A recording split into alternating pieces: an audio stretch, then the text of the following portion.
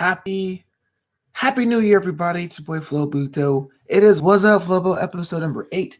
8 of these things we're chucking and jiving, we're rocking and rolling. 2020 is here, and I don't know about you guys, but I'm chilling. If you guys have known me for only a little while, if you guys have been watching the show, if you guys have known me personally, you know how much I love New Year's Day. And the reason being is that because it's one of the holidays that you can make as big or as small as you like it.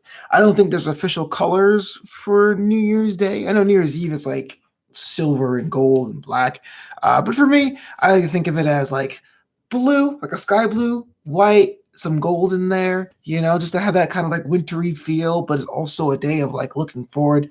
But I will admit this is the reason why today's episode is here, is that even though it's a holiday with not many traditions that are totally baked in, and by that I mean, for example, Thanksgiving, we kind of know that you can do whatever you want, but it centers around a dinner that doesn't change. Or 4th of July, even though your local community may vary, it's kind of about the fireworks, right? And celebrating our independence. New Year's Day doesn't really have quite a thing. Sometimes some cultures have like gift giving on New Year's Day, or sometimes there's like a big dinner. Growing up, one of the traditions we had growing up was we would have 3 feasting days, right? One for Thanksgiving, one for Christmas Day, and New Year's Day was a bit more relaxed, but we had like the big cooked ham on New Year's Day, a New Year's Day ham. Eventually, my brother and my dad stopped eating pork, so it got to be a fruitless endeavor. But at the time, it was awesome because it was like, oh, wow, the smells of the clove-infused ham would waft in the house, and you run downstairs and be like, oh, is it ready yet?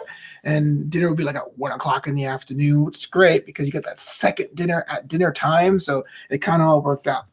But the thing is this, the reason why I have today's episode was, even though it's my favorite holiday, though, it doesn't quite feel like a New Year's Day to me.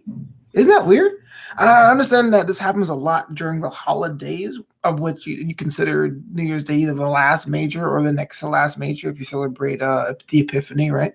I always felt like, man, this is the day that feels it. I would feel it, and I'm not, which is something I had to stop and think about. On one hand, I have gone through a lot, both positive and not so positive this year. I mean, that's what life is. I got to do amazing things. I got to travel with my comedy. I got to travel within my MC work. I got to drink dope coffee from around the country. And my Dunkin' Donuts mug. And some things not so good. It was a transition period for me, adjusting to what I want to do in my career and all. So a lot of ways, January 1st doesn't feel like a start of a new day. It feels like a continuation of the years prior. So even though that's great, and we're on our journey, and each year is a chapter, I kind of I was into the romance of being able to say, I'm going to start this today, or I'm going to take a new direction, or at least I'm going to take the day to think about what I've done correctly and how I handle my relationships correctly, and then also think about what I've done not so correct, or how I mishandled some of my relationships, both professional and otherwise. For me, though, this day I usually would get up, do some thinking, hardcore thinking, dabble with some shopping, either peruse, more like window shopping, but hit the mall, just see like the vibrancy of people and people watch. But one of the things that maybe is due directly to the fact that I grew up in New York City as a kid and as a young adult, as I watched the Honeymooners on a marathon all day. So if you guys are familiar, in New York, or I think even in WGN too in Chicago, both the former or current Tribune-owned stations, they would run marathons of these classic shows. I think it was like Twilight Zone for a couple years, and it was another black and white show I'm drawing a blank on. But the Honeymooners was the one that really stuck in New York. And so growing up, after the ball dropped, you watch an episode 2 of Honeymooners, go to sleep and get up because this thing was going on for like 19 hours.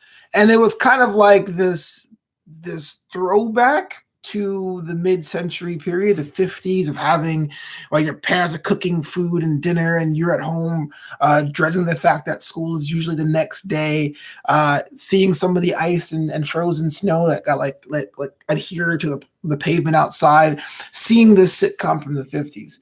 But besides that, I was always glad it was the Honeymooners and not like I Love Lucy. The reason being is that even though it took place in the 50s and it was on television back then, so everything was told in a very idealistic way, Ralph Cramden and his story was not very idealistic. I mean, he wasn't in this giant apartment working as an entertainer at the Cuban Lounge. I mean, he was a bus driver in a rundown apartment, which didn't even have a fridge and an icebox of all things. The only thing he really dreams about is hitting that next level, you know?